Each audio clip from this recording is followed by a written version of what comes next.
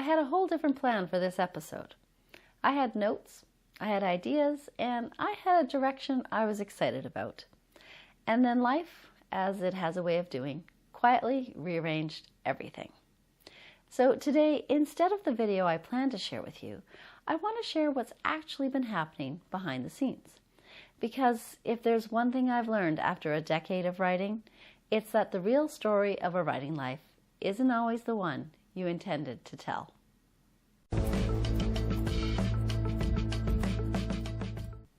A few months ago, I started noticing a dull ache and stiffness in my left shoulder. I didn't think much of it at first, especially since I remained active, stretching, walking, and generally taking care of myself.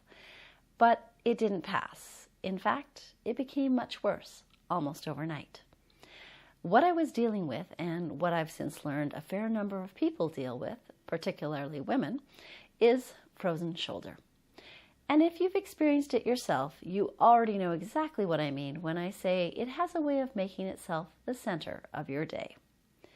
For those who haven't encountered it, the medical term is adhesive capsulitis.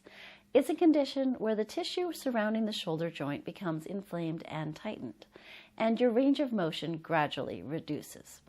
For me, it was a rapid decline from dealing with the daily grumblings from my shoulder to being unable to move my left arm in any direction without intense pain. The transformation was stark, surprising, and not at all pleasant. Frozen shoulder is, to put it plainly, not convenient. Now, writing might not look like a physically demanding job from the outside, and in many ways it isn't. But if you've ever spent hours at a keyboard, arms forward, shoulders engaged, and neck tipped toward a screen, you'll understand that your body is very much part of the process. For the first couple of months, I persevered, taking plenty of breaks to stretch and move about. The writing was slower than usual, but my approaching deadline was keeping me in check. Then one morning, I woke unable to move, and that is when everything came to an abrupt stop. There was no sitting down at my desk.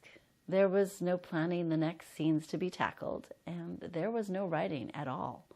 And in all honesty, I found myself surrounded by pillows on the sofa, holding my breath, because for 4 excruciating days, even breathing was unbearable.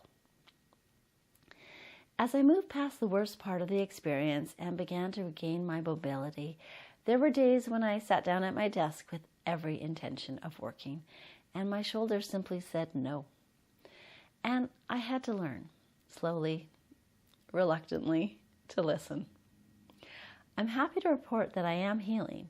Daily shoulder mobility exercises, ice packs, and more than anything, the support of my family are seeing me through. Here's where I want to be honest with you, because you've been part of this journey and you deserve to know where things stand. I am deep in the writing of Hotel Hamilton, Book 5. This is the final book in the series, and that word, final, carries a weight I wasn't quite prepared for. It's bittersweet and emotional and wrapped up in a desire to craft the best story possible for the characters who have nestled their way into my heart. Even though I'm confident that this is the right time to close the series, I'm still reluctant to say goodbye.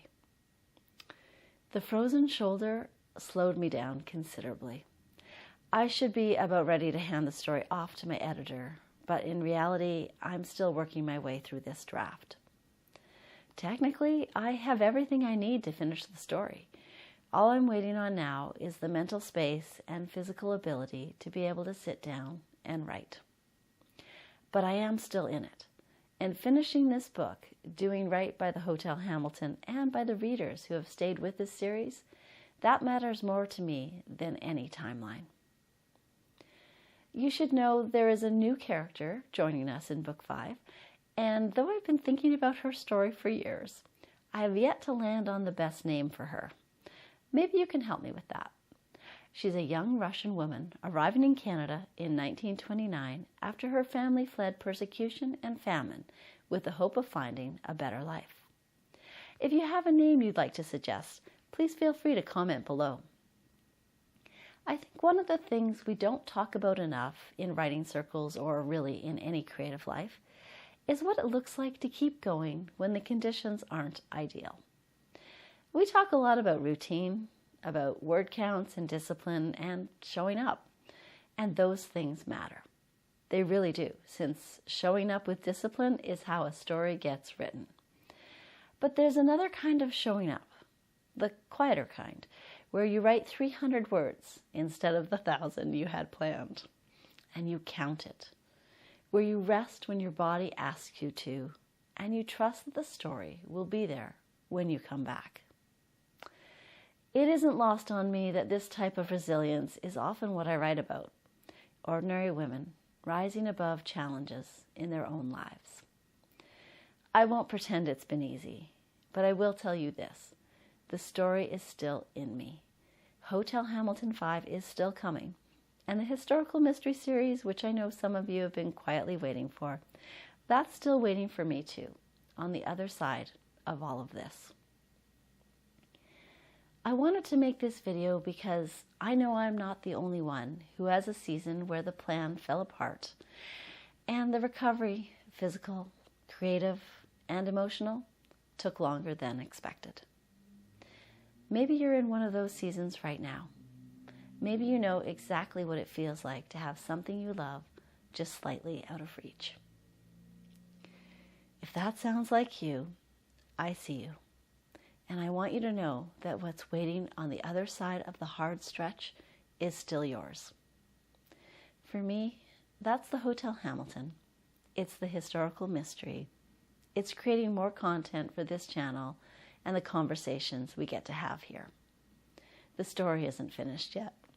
Not mine, and not theirs. Until next time, happy reading.